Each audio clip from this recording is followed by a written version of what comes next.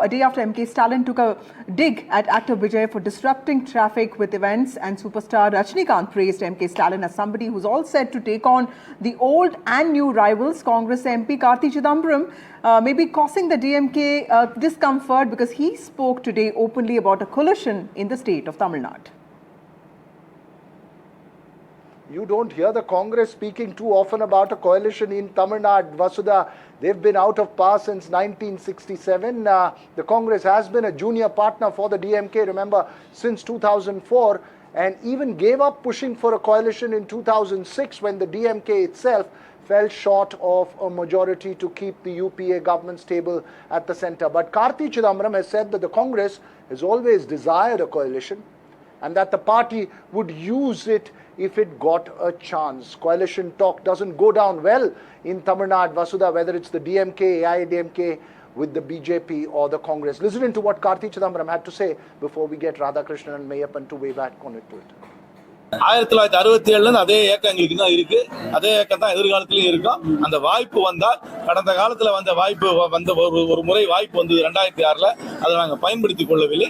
அந்த வாய்ப்பு வந்தால் நிச்சயமாக கட்சி அதை பயன்படுத்திக் கொள்ளும் என்று நான் நம்புகிறேன். Well, RK Radhakrishnan, is everyone except the DMK and AIDMK sensing a coalition in Tamil Nadu, or is this just one of those off-political comments that you'd rather ignore in the political space at the moment? Karti is barking up the wrong tree. It's not going to happen. Not going to happen in Tamil Nadu 100% because you see the equation in 2006 was that Sonia Gandhi was completely,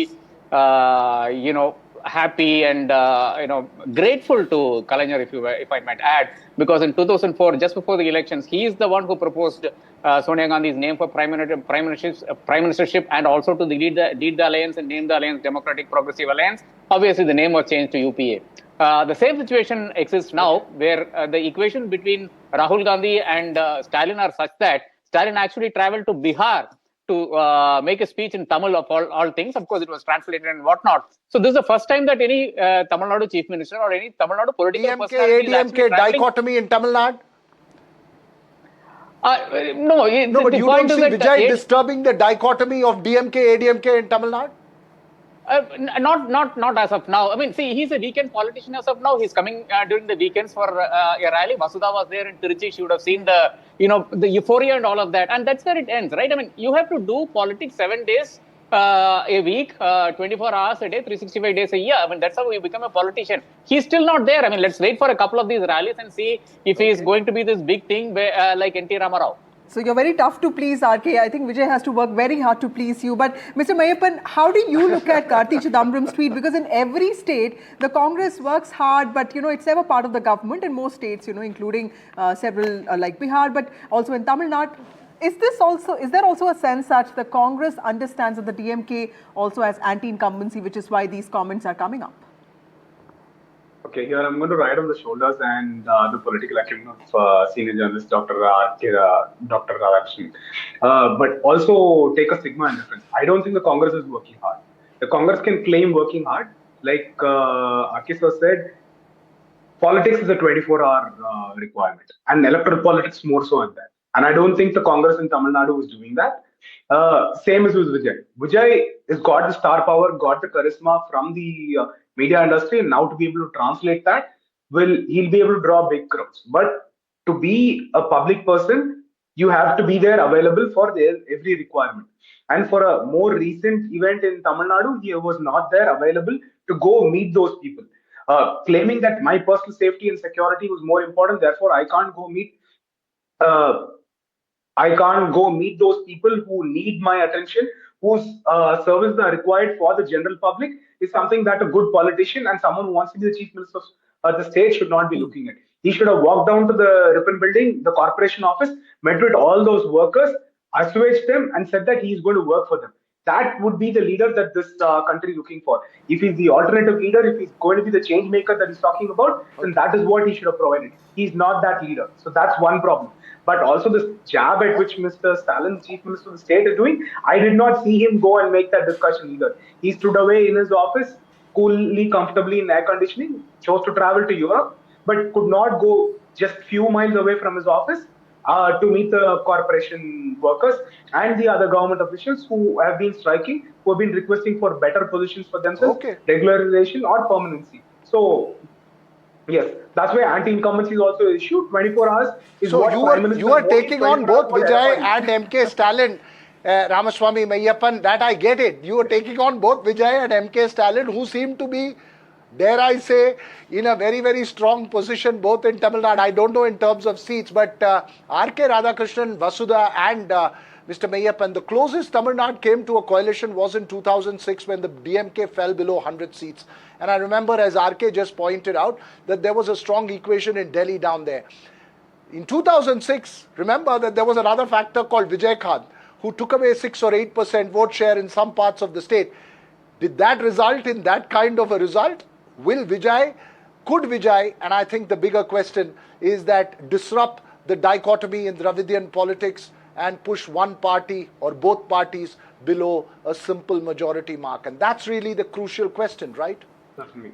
That's right, Veera. In fact, Absolutely. 2014 is when the big Kutani in Tamil Nadu happened, and that's one thing that BJP leaders keep talking about, because Ponna Radhakrishnan also got that seat from Kanyakumari. But clearly, tomorrow is going to be an important day, because I'm told that the BJP has its whole research prepared on what is the impact of PPS's Yatra. So clearly, there'll be a lot of feedback shared, and which we'll be able to track tomorrow.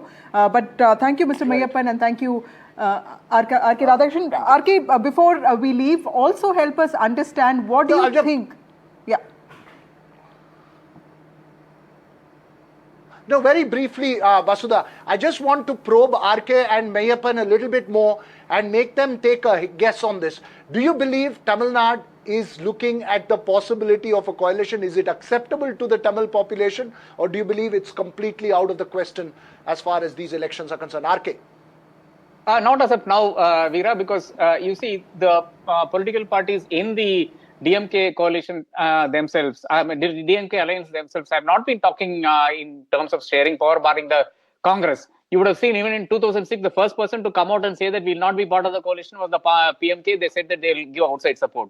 VCK at one point of time was talking about it, but no longer talks about it. See, the issue is that everybody has to stay together to win this election, because we don't know what the impact of Vijay will be. So everybody is trying to show this united front, so that they don't lose votes as a result of bickering over who will be in power and who will not be in power. Mr. Mayappan, what about the other partners like Seeman, or for that matter VCK? I keep listening to Seeman's speeches. Does he really have that kind of impact? Because 8% vote share is also significant that he made last time. He does. No, certainly. See, even if he doesn't make an impact pan-state, there are certain seats where he would make a significant impact. The winning and losing margins could be determined by the votes that he gets in a few seats. That could potentially happen. And Vijay certainly is a no mean factor there. I don't underestimate him. I think he's going to be a critical factor in who comes to office, not because he's going to join the coalition, but because he could potentially make the difference between the swing voters, the neutral voters, new voters, and the anti-incumbent voters. So these are the factors that primarily determine an election, and Vijay is going to have a larger role to play there. And that's what Vijay Khan did back in 2006. So definitely that's something that's going to make it interesting for analysts, journalists, and for general public. It's more interesting.